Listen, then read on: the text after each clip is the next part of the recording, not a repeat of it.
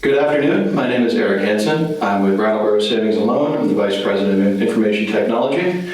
My presentation today will be on cryptocurrency and how it's not just an electronic currency, and it's a popular method for scammers to collect money from victims. So what is cryptocurrency for our agenda? How does it work? What types of cryptocurrency are there? Pros and cons to engaging with cryptocurrency. Crypto fraud and how con men will use that. And final tips and takeaways around cryptocurrency. So what is cryptocurrency? Cryptocurrency was initially invented by Satoshi Nakamoto in 2008 in a white paper where that person aggregated a number of different technologies into one theoretical concept and called it Bitcoin. That paper was reviewed by peers. It sparked a lot of interest, and by 2010, somebody had actually created the first Bitcoins. So what the cryptocurrencies are, it's a digital currency that relies on blockchain technology and using a decentralized way of storing data. So digital currency.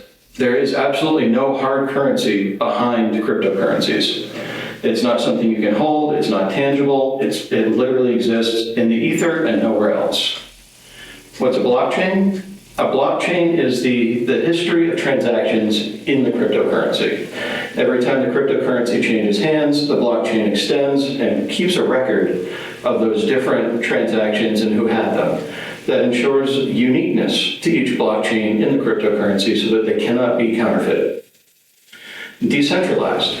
The decentralized aspect means it doesn't exist in just one place. Cryptocurrency isn't something that can be easily attacked by taking down one server. It's located in multiple places across the internet, which is how they verify that one cryptocurrency coin or transaction is actually legitimate. It'll be verified against multiple servers to make sure that it hasn't been counterfeited, which is why this is a very secure technology in terms of using cryptocurrency. That's also part of the problem.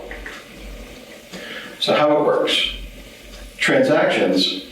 The cryptocurrency can be used not unlike a Visa card or a debit card. Buy something online, you have a crypto wallet, which we talk about here in a second. Those transactions, it's just money changing hands, virtual currencies on the internet, like so many other transactions. So it's very familiar to people that way. Crypto mining is the process of actually generating or creating cryptocurrencies. The mining process actually requires a lot of processing power. Cryptocurrencies rely on computers crunching increasingly difficult algorithms. And as each coin is mined or created or minted, those algorithms get a little more complicated for the next coin. So there is technically no finite limit to how many cryptocurrency or coins there could be out there for each type of cryptocurrency, but they do become increasingly difficult to create, which makes them scarcer and scarcer as they're accumulated. And finally, the crypto wallets is where cryptocurrencies are stored. Your crypto wallets usually have a unique digital key that you have, and that is an encrypted key, keeps that wallet secure to you. If you lose that encryption key, you've basically locked yourself out of your wallet and you can't get in to get your cryptocurrencies. So the different types of cryptocurrencies, there's been a number of them since Bitcoin was minted. You're probably familiar with that one and a few others. There's countless, hundreds of them out there right now. So we'll go through a few of the basics, people that are types that are most well known. Bitcoins, it was the very first cryptocurrency that was created back in 2010. It's something that everybody's familiar with. When you say cryptocurrency, it's probably the first thing that comes to mind. Litecoins, Ripple, those are used for fast transactions online. They don't rely on anything other than their own coin base. They're not tied to other coins, so each one can have its own value, its own differential. Other coins that have been used for things more in line with contracts and larger purchases, Ethereum, Binance Coin, both of those came around years after Bitcoin and have gained a lot of popularity online because they're very stable. If Ethereum is almost a standard for how certain transactions take place online now. Bitcoin's still popular, but Ethereum's right beside it. Some of the other types, we've got stable coins, which are not backed by the US government. but have US government associated names. Their value is tied to the US dollar. Those would be things like Tether or USD coin.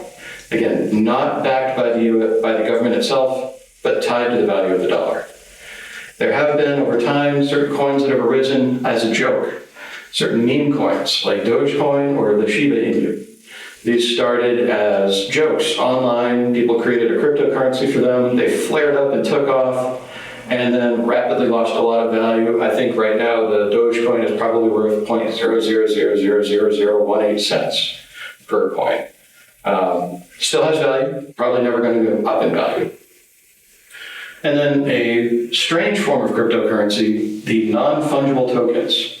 What is fungible? Fungible is something that is easily replaced. So a non-fungible token is something that is not easily replaced. Non-fungible tokens are supposed to be unique digital keys, typically associated with an image. So what you end up owning is the digital fingerprint of an image, not the image itself. Examples of these include things like CryptoKitties and more recently the Bored Ape Yacht Club. We'll talk about those in a second. So CryptoKitties came around in 2017. It uses that same blockchain technology and that same mining technology, changes it a little bit. It turns it into trying to make a genetic scheme out of it. So people would take two CryptoKitties and they would crossbreed those CryptoKitties and they would mutate slightly, and that mutation is what created the value in the CryptoKitty. There have been thousands of CryptoKitty variations out there. Some are more rare than others, some are worth more than others. At the peak of this particular fad, there was one that came out that was a CryptoKitty dragon that ended up being valued at about $1 million before it went back down. Right now, CryptoKitties have lost almost all of their value as far as I know. Some of them are out there still floating around. Some might still have some value, but for the most part, it became such a diluted market, so many variations and so many impossibilities to track that it just lost a lot of its value. Another more recent, 2021, the Bored Ape Yacht Club. This is a set of non-fungible tokens or NFTs that was released in a group of 10,000. So that each one had its own unique number, 0 through 9999. And when this took off in 2021, they initially sold for anywhere up to $300,000 per NFT. Those NFTs now, 4 years later, are worth about $22,000 each. Not a great investment. Wouldn't recommend getting into that. And just as a point of reference, $22,000 was about 14 Ethereum. So they're unique. They're unique fingerprints inside the images, but they're not the images themselves, so these images have no value. So cryptocurrency, pros and cons. So the pros to cryptocurrency. That decentralization is not controlled by the government. It can't be shut down easily. Nobody can easily attack it. That gives them the option of being something that can cross borders. It's available anywhere in the world where you can access the internet. You can get into cryptocurrencies and make use of them. That opens up markets for people who normally wouldn't have access to them. Really great concept for that. They're very transparent. All of the transactions are recorded in that blockchain, as we discussed earlier. That blockchain is unique to each cryptocurrency coin. Each transaction adds to that blockchain, and it creates a very secure, very robust encryption scheme behind the cryptocurrencies. Low transaction fees. Most cryptocurrencies, because they're entirely digital, they have no overhead, they have very little staffing, they have very little to finance in the background. Transaction fees are very low for cryptocurrencies. Again, the global reach, because of that decentralization, they're available anywhere in the world. Some of the cons, we've got volatility. Cryptocurrencies have nothing controlling them in the background except people's belief in what they're worth. So the value of those coins can vary drastically from day to day. And I have a graph in here that'll show you how Bitcoin has evolved over time, how it's gone up and how it spikes down and back up. Wildly volatile. A lot of people have lost money with cryptocurrencies because it is really difficult to tell where they're going to go day by day. It is based entirely on people's belief on what those are worth. Security risks. Cryptocurrencies can be easily lost or stolen. There's currently a case in England right now where somebody had misplaced a hard drive that he had his digital wallet on, his encryption key. It's a very popular case. It's big on the internet right now. This guy's been challenging it for years. That hard drive ended up in a trash bag, went to the dump. Sitting in a dump in England right now is a cryptocurrency key in a hard drive that's worth over $800 million in Bitcoin. He cannot access it because it's in the dump. He's suing the town. He's trying to get the agencies to let him go in, tear the dump apart. He wants to buy the land. There's a lot of value there. It's lost. He can't get it until he finds it in the dump. And that can happen to anybody. Anybody can misplace your cryptocurrency key. You lose access to that, you lose your money. Regulation. There's no regulation on cryptocurrencies because they cross borders and they're not run by any governments.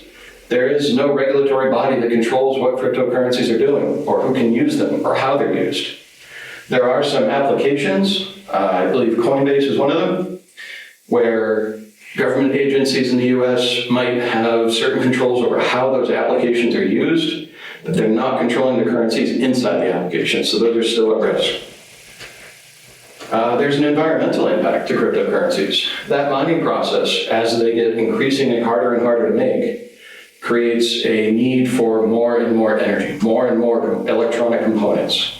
There are whole warehouses out there where people are trying to mine cryptocurrencies and they're consuming just phenomenal amounts of electricity to do that. And that takes a lot of capital and that creates a lot of environmental stress. And finally, cryptocurrencies are very susceptible to scams. They're a popular thing for people to target victims with. So once they can get that cryptocurrency from you, you have no way to get it back. This is the price history for Bitcoin. We've got 2010, when it launched, each Bitcoin was worth about 9 cents. Back then, somebody who was big into Bitcoin, did a lot of mining, he spent 10,000 Bitcoins to buy 2 pizzas from Papa John's. 2 pizzas. Right now, 10,000 Bitcoins is worth $823 million. So he's probably kicking himself. I know I would be. So we go from 9 cents, and in a matter of years, it spikes up to $1,238. That's amazing, but it also created a problem. You see, right after that, it crashed. And that looked like the end of Bitcoin. If you had it in 2014, you hated yourself. You lost a lot of money with it. And then it took back off again. It keeps going up and then down and up. This is that volatility that we're talking about. It's very hard to predict. You don't know where it's going tomorrow. Again, there's no market behind this. It's just people's belief in what the cryptocurrencies are worth. Right now, cryptocurrencies, at the time I made this presentation, each one was worth about $700-800. And the total value for all Bitcoins in the world was $1.57 trillion. That's just the value of the Bitcoins based on US dollars. Tomorrow, somebody might wake up and devalue them all. It could be worth nothing. There's nothing holding that there, except that the next person in line might be willing to pay more. So crypto fraud. How to avoid falling victim to scams, what scammers will do, how they can get people to give them their money through crypto. So why does crypto appeal to scammers? There's a lot of different reasons. The biggest one, it's very easy for them to guide a victim to a crypto ATM, where you can take real world money, put it into the ATM, get a cryptocurrency back out of that you can send to the scammer, easier than an Apple gift card. Once they get that, it's gone, you'll never see it again, it's just lost money. Cryptocurrencies are very easy to launder. Even though there's a blockchain behind it, you can hand your cryptocurrency off to a vendor or an exchange system and get back out of that exchange system a cryptocurrency that isn't associated with what you put in. So what you end up with is a very easy to clean, very easy to launder transaction. Very hard to trace. Again, cryptocurrencies moving through the system, that blockchain is encrypted. It is possible, if you have a lot of resources like the US government, to trace where a cryptocurrency has been, what it was used for, who has it. It's not something that's readily available to a lot of people though. So it's very difficult to trace. Once those cryptocurrencies are gone, they're gone.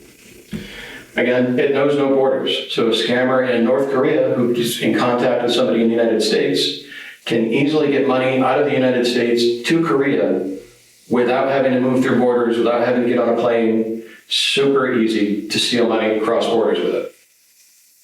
Again, that ease of conducting transactions, low-cost transaction fees, very easy to get to the ATMs, very easy to get into somebody's wallet, have them hand you money. When you've done that, you're done. You can walk off with millions of dollars. There's no physical currency to lose in a criminal seizure. The police break down somebody's door, you're selling drugs with the Colombian cartel, you've got millions of dollars on the counter, the police now have that in their hands and it goes into an evidence locker. Cryptocurrencies, you could have millions of dollars sitting in a digital wallet online, and as long as your crypto key is safe somewhere, they have no way of accessing that. So the money that criminals have tied up in cryptocurrencies is very safe for them to keep, very hard for the government to take away from them. Cryptocurrency is a favorite of the dark web for making exchanges in illegal goods. You may have heard about the dark web. It's a place where people can go to find a lot of things that typically aren't legal in the countries where you'd be searching for it. It's also a wonderful tool for places where communications and freedom of speech are suppressed. So it's a good and a bad. It has wonderful uses in places where it's needed, but it's also being used for a lot of other things that are kind of problematic for what we see in the United States. And it's a beautiful place for the scammers to go to find victims. And again, finally, the scammer, once they get your cryptocurrency, it's gone. There is no way to get it back. It changes hands. There's nobody that can help you get that back, which is why we're so concerned with that in terms of the customers that the bank has being victimized by scammers. 2 weeks ago, we had somebody who was literally in the bank on the phone talking with one of our tellers, and the person on the phone was trying to get them to have the teller help them get into a crypto transaction, and the teller ended up helping them get off that call and avoid being scammed. Turns out this person had already lost money. They were going to lose more money with this. We were able to help them not continue losing money to these scammers. It was a good thing that we got in there. Some of the common scams of cryptocurrencies. We've got things like the pump and dump schemes, where somebody creates a new coin. They create a lot of hype around that. Get people very excited, very energized about this. Recently, the President, Trump, created his own coin, the Trump coin, that launched in January, and it peaked at $72 within days. And at the same time, the initial investors who could afford to spend that money on it pulled everything they had out of it and walked away with hundreds of millions of dollars. Everybody else who got into it, over 810,000 investors in this cryptocurrency, lost $2 billion during that peak and then crash. Currently, that coin is worth about $8. It's a market difference of about $13 billion from where it peaked to where it is now. And there's a lot of people out there who are still holding on to this, hoping that it's going to be worth something. All it's done is continue to decline in value. So it was a pump and dump. Got a lot of people very excited about it, spiked the market, pulled everything out, crashed it, never came back. Rug pulls. This is where a cryptocurrency comes onto the market very much like a pump and dump, gets everybody very excited about it, very energized, but instead of simply crashing it, they pull everything out of it. They take all of the backing out of it, the investors take their money as soon as it gains value. The most recent case of that is that Hawk coin, or the Hawk Tua, $500 million in lost assets with that cryptocurrency. Once it took off, it exploded. Everybody was very excited about that. And then the people who were running it liquidated the assets and walked away with that money. Finally, on that side, we've got phishing attacks, social engineering. Phishing, everybody's familiar with that. You get an email, click here, do this, put your password onto this website. We all know not to do that. But if you get lured into a phishing attack with a cryptocurrency, they will try to do things. I don't like this term, but this is what they call it online. Pig butchering is basically you get somebody in your phishing attempt or in your social engineering attempt, and you're fundamentally taking them over and over and over for as much as you can get out of them before they run dry. And once you've butchered the pig, you walk away, take all their money, and they don't get it back. Social engineering is typically where a scammer will try to make you feel a certain way. One of the more popular ones that we've seen recently, scammer will reach out, contact somebody, start a dialogue, seem like a friend, or maybe that's somebody that reaches out, says they're from the FBI. And what these people will do is try to create a feeling in their victim. If they're your friend, they're going to try to create sympathy. I really need help. I need somebody to work with me here. I've got this problem. I can't get through this situation. On the other side, the FBI side, they'll say, your bank's under investigation. Your money isn't safe. Take it out. Don't trust the bankers. When you go, don't tell them what this is about. So they're creating fear. They're creating urgency. What they'll do with that FBI scam in particular is they'll tell you to go in, take your money out, put it into cryptocurrency, keep it safe. Send it to them, they'll hold on to it, they'll verify it's your money. You send your money to them to verify it, they're gone. Your money's gone. Same thing with those personal sympathy things. You send them your money to help out. Maybe you think it's a long-lost relative that's really trying to get out of their country and into the United States. That money is it's gone as soon as it goes over there. Another thing that's come up recently, fake celebrity endorsements, also coupled with romance.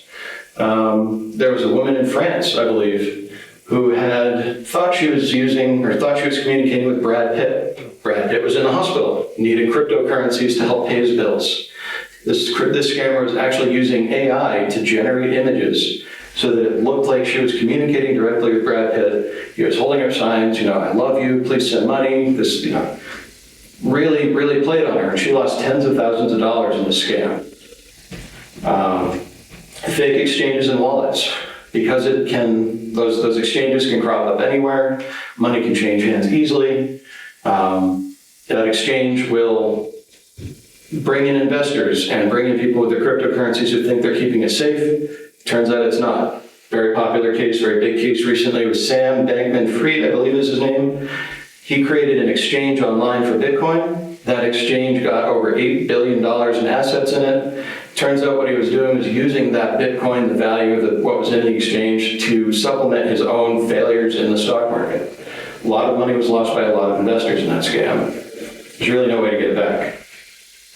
Different ways you can be infected with malware and viruses. Those things may get into your computer, record your keystrokes, take down your wallet information, your digital encryption keys.